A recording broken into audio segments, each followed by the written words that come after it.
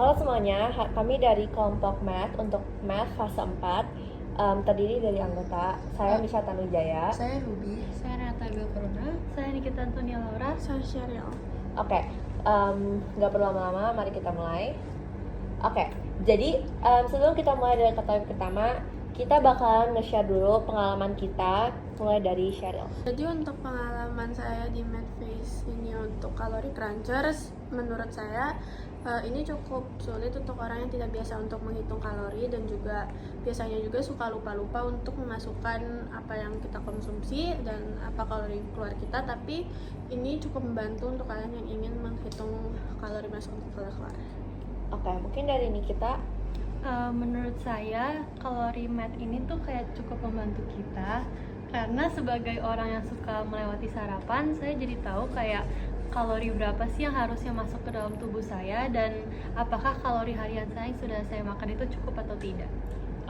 Oke, menurut pengalaman saya merasakan keefektifan setelah saya mengikuti kalori cruncher ini karena saya jadi bisa mengatur dan menyeimbangkan kalori dan olahraga. Dilanjutkan oleh Ruby. Untuk saya, menurut saya kalori cruncher itu pada awalnya cukup sulit untuk dilaksanakan karena itu merupakan hal baru untuk kita semua. Tapi beriring jalannya waktu, menurut saya kalori cruncher ini sangat membantu kita untuk mengatur jadwal kita dan mengatur pola makan kita. Oke, kalau dari saya sangat setuju dengan poin Sheryl, Nikita, Renata, dan Ruby. Dan saya juga merasakan bahwa kalori cruncher merupakan salah satu media atau pembelajaran yang sangat berguna untuk kita semua, apalagi para remaja yang ingin menjadi pribadi yang hidupnya lebih sehat. Dan saya merasa bahwa kita juga harus bertanggung jawab atas diri kita sendiri kepada Tuhan nantinya, dan itu salah satunya adalah melalui menjaga diri sendiri, yaitu mungkin kita lebih memperhatikan apa aja sih yang masuk ke dalam tubuh kita, apa aja sih yang kita konsumsi, dan bagaimana kita juga bisa menyeimbangkan itu dengan olahraga dan aktivitas luar lainnya. Oke, setelah mendengarkan beberapa sharing-sharing yang dibawakan oleh teman-teman, kita akan deep dive ke hal menarik apa aja sih yang muncul dalam kelompok, karena kita tuh pribadi-pribadi yang berbeda ya. Oke, guys. Untuk hal menarik yang muncul dalam kelompok ini itu perbedaan kalori keluar dan masuknya antara anggota, perbedaan meal plan-nya antara anggota, lalu mempunyai hobi dan olahraga juga yang berbeda-beda, perbedaan cara penerapan dan eksekusi, dan juga perbedaan hasil antar anggota. Oke, setelah mendengarkan beberapa pendapat-pendapat dari teman-teman dan sharing-sharing yang mereka telah lakukan, kita hari ini bakal tanya-tanya lagi nih ke teman-teman, gimana sih kita menjadi pribadi yang tetap ngikutin kalori cruncher dengan baik dan tetap enjoy gitu sama perjalanan kalori cruncher kita. Mungkin bisa dibantu jawab oleh Ruby. Menurut saya, kita bisa melaksanakan diet bersama teman-teman kita dan mengajak mereka untuk memiliki gaya hidup yang sehat bersama kita. Kemudian kita juga bisa mengajak teman kita olahraga karena olahraga tuh seru ya kan? Apalagi kalau bareng-bareng. Benar. Oke, jadi mungkin salah satu pendapat dari saya pribadi adalah kita bisa menggunakan kalori cruncher ini sebagai kesempatan untuk mengevaluasi diri sendiri.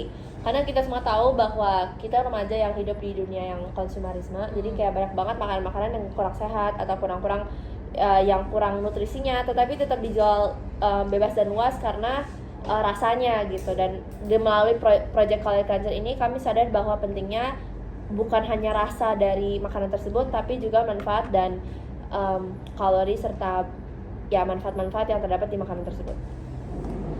Oke, jadi setelah kita tahu nih gimana ya kita bisa jadi pribadi yang lebih baik lagi melalui project kalori cruncher. Nah, salah satu alasan kita semua bisa bertahan di kalori cruncher ini adalah karena satu sama lain ya guys.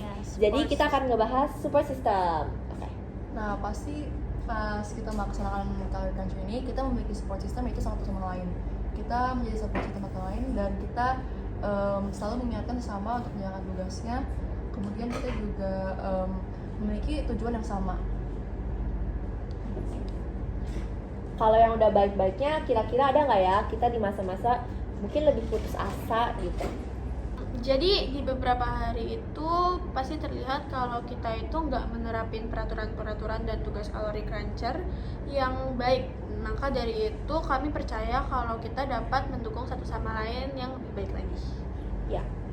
Selain itu mungkin teman-teman sekalian ada permasalahan di support system, mungkin kayak apa sih kendala-kendala yang kalian rasain sama project Calorie Cruncher yang berhubungan dengan support system? Mungkin bisa dijawab oleh Ruby. Mungkin kendala-kendala yang kita alamin tuh mungkin teman-teman kita juga sering kelupaan untuk mengingatkan satu sama lain, terus kita juga mungkin beberapa juga tidak tahu beberapa peraturannya dan akhirnya membuat kita melakukan sesuatu yang kurang tepat gitu. Ya, kami juga merasa bahwa dalam setiap project pasti ada beberapa teman yang mungkin tidak satu tujuan dengan kita, dan mungkin itu juga bisa menjadi evaluasi kita untuk kedepannya. Oke, selanjutnya karena kita udah belajar tentang support system dan pastinya kita melakukan project Calorie Cruncher ini dengan tahu dan pengertian yang diberikan oleh guru yang bersangkutan, kita akan bahas manfaat apa aja sih yang kita dapetin dari project Calorie Cruncher ini. Oke, jadi manfaat dari tugas Calorie Cruncher kita yang sudah kita lakuin dari fase 1 sama fase 3 sampai fase 3 itu untuk mengetahui kalori keluar dan masuknya. Lalu mengetahui makanan apa yang baik untuk tubuh kita dan serta mengerti keseimbangan kalori masuk dan kalori keluar. Nah, selain itu manfaat yang kita dapetin, kita juga dapat mengontrol kalori masuk dan kalori keluar yang kita miliki. Jujur ngelakuinnya kayak agak susah gitu sih sebenarnya, tapi mau nggak mau kita lakuin karena banyak godaan juga ya, seperti dari bazar yang ada di UPHC dan juga FJ yang luas, jadi kita kayak ada banyak variasi gitu. Nah, untuk kalori keluar itu juga susah kita kontrol karena kita cuman jalan, kita jarang ada waktu untuk olahraga, jadi kita harus sempet-sempetin sih. Dan yang terakhir, manfaatnya kita juga dapat mengetahui jenis olahraga yang cocok untuk individu kita masing-masing agar kita juga tidak malas untuk olahraga. Oke, thank you nih kita. Mungkin dari pesan ada manfaat apa aja sih, atau kayak mungkin kan tadi nih kita sempat ngomong ya kalau olahraga tuh agak susah gitu loh buat kita rapin di beberapa aktivitas kita yang padat di UPH College. Menurut Cheryl gimana tuh? Adakah kayak alternatif lain selain sports yang mungkin kesannya berat? Kalau biasanya sports yang kesannya berat itu yang pasti ditahui kayak gym kayak gitu kan. Mungkin kalian yang suka kayak main games gitu-gitu bisa bareng temen, itu kayak main basketball atau main badminton atau main bola volley juga, atau kalian juga yang sukanya ketenangan, sukanya sendiri, kalian juga bisa lari pagi sendiri juga. Kayak bener-bener banget ya guys. Jadi sports itu tergantung pribadi masing-masing, dan menurut kami jika emang suka salah satu sports itu dan bisa dikerjakan dan tidak merugikan orang lain, itu nggak ada salahnya ya. Karena kita semua juga mungkin beda-beda gitu. Mungkin dari Nikita, apa sih sports yang suka kamu lakuin di Calorie Cruncher itu? Sebenarnya sports yang paling sering saya lakuin itu jalan kaki ya, karena jalan kaki itu kan juga termasuk olahraga. Tapi kalau benar-benar mau sports itu paling aku main badminton setelah sekolah, jadi sore-sore gitu sempet-sempetin. Oke, kalau dari Renata gimana nih? Adakah kayak salah satu sports yang kayak kamu suka dan menurut kamu tuh berguna banget ya untuk teman-teman tahu? Kalau menurut aku sportsnya aku sih sama kayak Nikita, aku suka badminton. Itu untuk yang kayak spesifik sportsnya gitu. Cuman kalau misalnya yang bisa untuk menambah kalori keluar, itu mungkin aku untuk olahraganya aku pilih dance mungkin. Oke, jadi dance ya. Mungkin kalau dari Ruby, adakah spesifik olahraga atau mungkin campuran dari beberapa olahraga gitu? Nah, aku tuh jawabannya lumayan mirip sama Nikita punya ya. Aku kan sebenarnya nggak terlalu sering olahraga, jadi aku usahakan untuk jalannya lumayan banyak ya setiap hari. Terus kalau misalnya olahraga, aku juga suka kadang-kadang main badminton atau nggak berenang sih. Kalau aku dari aku sendiri, aku juga suka jalan karena kita sistemnya di UPH College itu moving class, jadi pastinya kita ada jalan. Terus juga PI, kita kan seminggu sekali ya guys, jadi kayak pastinya kita semua ngelakuin PI. Dan mungkin di PI juga nggak 100% bener-bener serius gitu ya nanggepinnya, karena mungkin susah dan nggak ngikutin instruksi dengan baik gitu ya. Tapi kita juga semua berusaha untuk ngikutin project Calorie Cruncher dan sejujur-jujurnya mengisi tempat-tempat yang tersedia. Oke. Jadi karena kita udah belajar nih tentang untuk apa sih sebenarnya project Calorie Cruncher dan gimana sih perjuangan kita mengisi Calorie Cruncher dari fase 1 ya guys sampai fase 4. Pastinya berat-berat banget. Dan sekarang kita mau ngejelasin dan kenapa sih sebenarnya project Calorie Cruncher itu ada di Math Project gitu loh. Dan apa sih peran matematika yang terdapat di Calorie Cruncher ini? Peran matematika yang ada buat project Calorie Cruncher ini yaitu bisa menghitung kalori masuk dan kalori keluar kita juga, lalu bisa menghitung basal kita, lalu juga menjumlahkan dan juga membuat rata-rata kalori masuk dan kalori keluar. Oke, bener banget ya guys. Jadi menurut kami ini matematika itu sangat berguna dan sangat penting di peran kita dalam mengisi Calorie Cruncher. Mungkin ada kesulitan dari teman-teman.